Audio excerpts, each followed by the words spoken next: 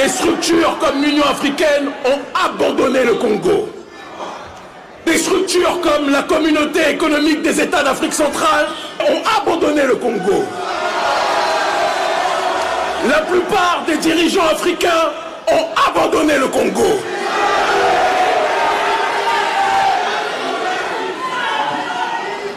Et c'est pour cette raison que nous sommes aujourd'hui ici, avec vous. C'est pour cette raison que l'ONG Urgence Panafricaniste s'est réunie avec la représentation des étudiants congolais pour proposer, après tant d'années d'absence du panafricanisme, le congrès panafricain pour la jeunesse patriotique. Et donc applaudissez-vous, s'il vous plaît, fortement pour votre présence. Merci quelque part les dirigeants qui ont tourné le dos au Congo et à l'Afrique. Parce qu'ils ont montré quelque part la voie à ne pas suivre. Et ils ont montré que le panafricanisme ne peut pas être géré uniquement par des dirigeants, mais doit être d'abord géré par la population. Et c'est la raison pour laquelle nous nous réunissons aujourd'hui. Lorsque l'on parle de panafricanisme, on parle de l'unité des diverses formes d'africanité, dans le but d'obtenir une collective souveraineté. C'est pour cette raison que Patrice Lumumba a donné sa vie. C'est pour cette raison que même avant que le terme de panafricanisme puisse être évoqué, d'autres ancêtres méritants se sont levés pour défendre les droits de nos populations. Et on ne peut comprendre demain sans analyser aujourd'hui. Et on ne peut analyser aujourd'hui sans comprendre hier. Le panafricanisme est né à Haïti, sur un territoire où des esclaves déportés du Congo, du Bénin, du Sénégal et de différentes parties d'Afrique se sont réunis.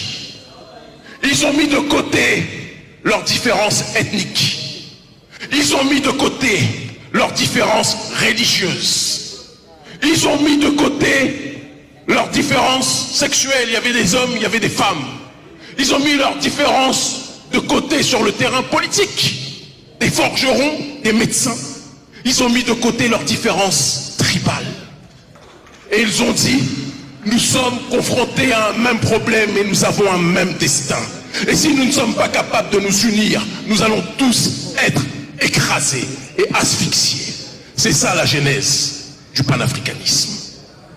Quand l'homme noir et la femme noire pensent qu'il doit se lever contre son semblable et faire la guerre à son semblable en pensant que son profit individuel est plus fort que le profit collectif, c'est la disparition de notre peuple qui arrive à l'horizon.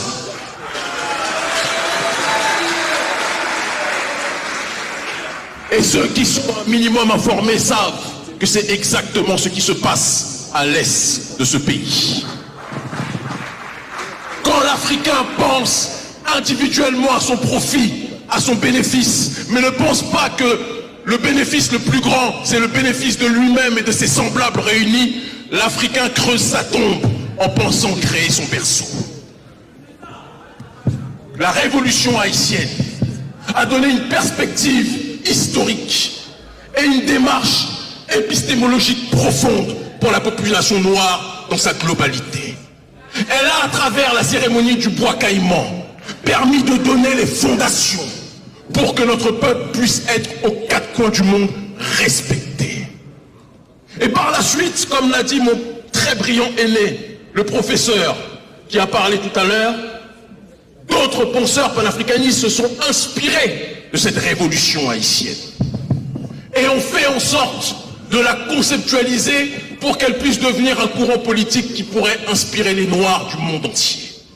C'est ainsi qu'un leader historique, trop diabolisé aujourd'hui en Occident et par certains dirigeants africains aliénés, Marcus